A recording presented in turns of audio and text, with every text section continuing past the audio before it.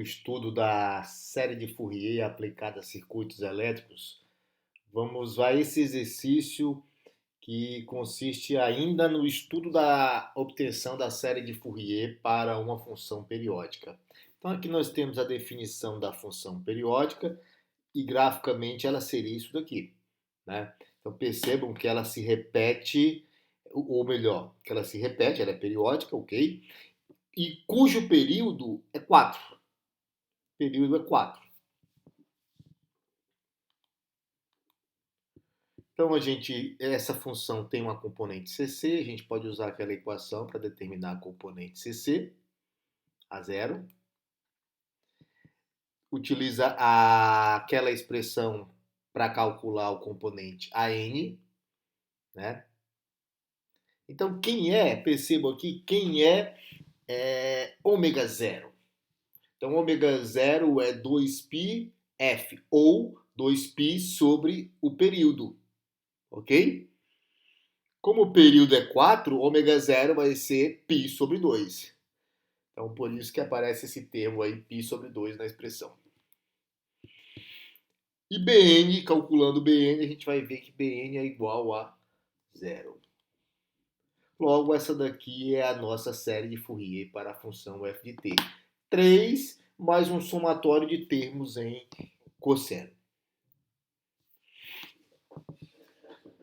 Então, agora a gente vai estudar as propriedades da simetria. Então, quando a gente consegue identificar a simetria de uma função, e essa função ela é utilizada como excitação de um determinado circuito, a gente pode utilizar simplificações devido a essa simetria. Então, é muito importante identificar que tipo de simetria a onda possui.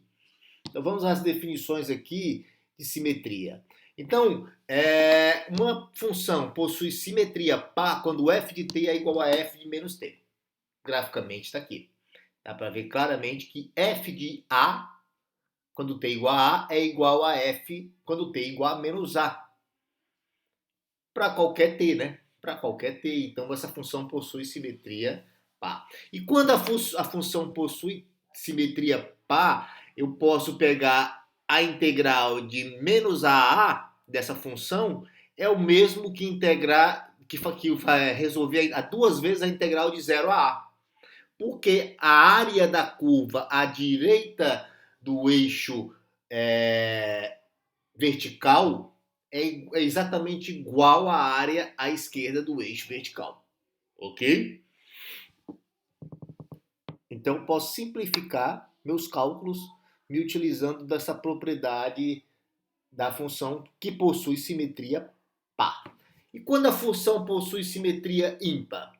Então, se f de t é igual a menos f de menos t, a função possui simetria ímpar. Então, aqui claramente dá para ver que f de t igual a é exatamente igual a f de t igual a menos a com o sinal trocado. Então, nesse caso, essa função ela possui simetria ímpar. E quando a função possui simetria ímpar, a integral dela de menos a é nula. Então, isso aí vai facilitar enormemente quando a gente precisar calcular a série de Fourier de uma função e identificar que ela possui simetria par ou que ela possui simetria ímpar. Então, o produto de duas funções pares ou de duas funções ímpares resulta em uma função par. O produto de uma função par por uma função ímpar resulta em uma função ímpar. Lembrando, se a função é ímpar, a integral dessa função ao longo do período é zero.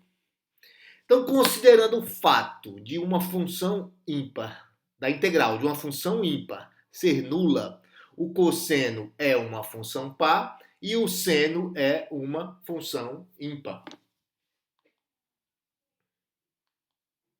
Então, se f de t for par, ok?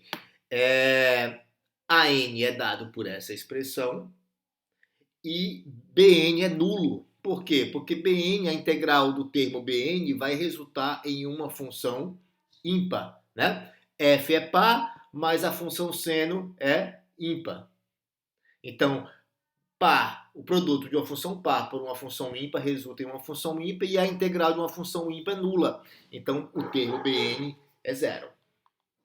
Se f de t for ímpar, o que vai acontecer? Aí eu não tenho o termo an, porque o produto de f de t pela função cosseno vai resultar em uma função ímpar. E nós sabemos que a integral de uma função ímpar é nula. Então, essas propriedades da simetria a gente vai poder utilizar para simplificar a obtenção da série de Fourier de uma determinada função de excitação de um circuito. Vamos a esse exercício. Então, vocês podem pausar o vídeo e tentar resolver o exercício. Utilizem o conceito da simetria, né, como para facilitar a obtenção da série de Fourier e depois faça a aplicação ao circuito. Então, aqui nós já temos um problema em que nós estamos fazendo uma aplicação da série de Fourier em um determinado circuito elétrico. É um circuito bem simples, né? Trata-se de um circuito excitado por uma fonte, cujo sinal de excitação é dado, e é um circuito RL série.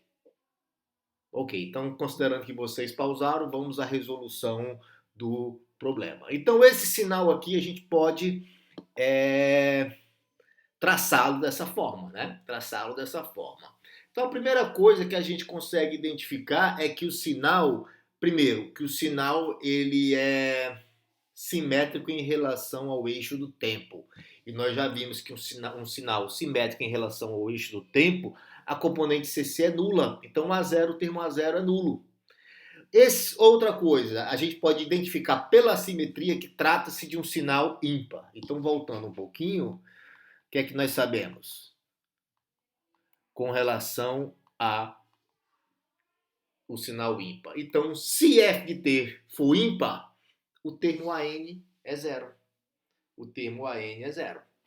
Então, considerando esse sinal aqui, identificado que a componente CC é zero e que a função possui simetria ímpar, nós sabemos que A0 igual a zero e AN igual a zero. Então, a gente só tem o trabalho de calcular Bn. A gente não precisa integrar para obter A0, porque vai ser zero, e não precisamos integrar para obter AN, porque vai ser nulo. Então, olhe a importância de utilizar e identificar a simetria do sinal. Então, isso facilita enormemente a obtenção da série de Fourier desse sinal. Então, nós precisamos somente integrar o termo Bn. Então, o termo Bn, eu vou utilizar a propriedade da simetria e vou integrá-lo duas vezes, na verdade, 4 sobre o período de 0 a t sobre 2. De 0 a t sobre 2. O sinal é 4 nesse intervalo, de 0 a 1, né?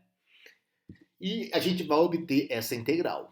Então, resolvendo essa integral, a gente chega nessa expressão que nos permite uma análise. Por quê? Porque quando n for igual a 2, 4, 6, a gente vai ter o quê? Que cosseno de nπ é 1 e 1 menos 1 é 0.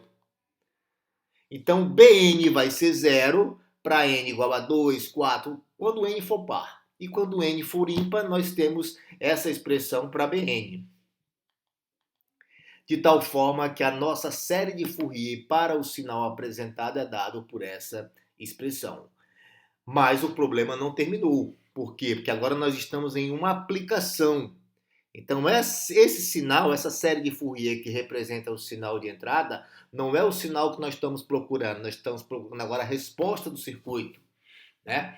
Nós estamos procurando a saída do sistema, né? Esse aqui é o sinal que é aplicado na entrada, a fonte de excitação. A gente está procurando a saída do sistema, que é a corrente que circula por esse circuito RL série, né? E lembra do começo, quando nós começamos a estudar os métodos de Fourier, o que é que nós dissemos? Uma vez que o sinal é um sinal, uma onda quadrada, uma onda triangular, uma onda dente de serra, qual é o procedimento? O procedimento é obter a série de Fourier, que nós acabamos de fazer, e agora utilizar o conceito de fasor, né, para determinar, no caso, o sinal de corrente. Só que para cada termo do meu sinal aqui de excitação, eu tenho uma frequência diferente. A gente sabe que a reatância indutiva ela varia com a frequência. Então a resistência, quem é a minha impedância aqui? Vai ser R mais J ômega L. A reatância indutiva, J ômega L, ela varia com a frequência, ok? Porém, o termo resistivo ele não varia com a frequência. Então a gente vai utilizar a álgebra vetorial, ok? A álgebra vetorial para conseguir determinar quem é o sinal de corrente. Então eu posso pegar esse sinal de tensão e escrevê-lo na forma de um somatório. Então eu peguei esse sinal de tensão, que é um somatório, né? Aqui eu apresentei 3 termos, mas ele tem infinitos termos, ok? E expressei na forma de um somatório. E como eu havia comentado com vocês, olha só, a impedância complexa, ela tem uma parte real, que é a resistência, e tem uma parte imaginária, que é a reatância indutiva. Mas essa reatância indutiva, ela varia, ok? Então aqui eu escrevi a reatância indutiva. Primeiro eu escrevi na forma retangular e depois eu escrevi na forma polar. Por que eu escrevi na forma polar? Porque o fasor de corrente eu vou obter pela divisão do fasor de tensão pela impedância complexa. Então essa operação de divisão ela é bem simplificada se eu, como é que se diz, escrever a impedância complexa na forma polar. Né? Então essa divisão vai ser bem simplificada se os os fasores estiverem na forma polar. Percebam que o fasor de tensão, olhando na primeira expressão, a fase é nula para todos os fasores, né? Eu tenho vários fasores ali, ó. Percebam que a fase é nula. O que muda é a amplitude. Porém, a impedância complexa, a fase muda conforme a frequência. Ok? Então, vou ter que levar isso em consideração. Então, aquilo que eu tinha comentado com vocês, como é que eu obtenho o meu fasor de corrente? O meu fasor de corrente ele vai ser um somatório, tá? Ele vai ser um somatório. Aqui eu estou obtendo somente a expressão do que vai estar dentro do somatório. Então, essa aqui é a expressão que está dentro do somatório. Então, o fasor de corrente é a relação entre o fasor de tensão e a impedância complexa na forma polar. Então percebo que no numerador eu tenho somente a amplitude, porque a fase para todos os fasores vai ser nula, mas a fase da impedância muda. Então mais abaixo eu tenho a expressão para o fasor de corrente e mais abaixo ainda eu tenho a expressão que nos permite calcular a fase para cada harmônico. Então, quando n igual a 1, que é a frequência principal, eu tenho um determinado fasor de corrente. Quando n igual a 3, eu tenho outro fasor de corrente. Quando n igual a 5, eu tenho outro fasor de corrente. De tal forma que eu tenho essa expressão que já é a transformada do domínio da frequência para o domínio do tempo. Então, eu obtive cada um dos fasores, né? Aqui, claro, eu pulei um passo, né? Vários passos aqui foram pulados, mas eu obtive cada um dos fasores da minha série e depois eu trouxe para o domínio do tempo. Então, eu obtive I de T para esse circuito. Então, obrigado. Por hoje a gente fica por aqui.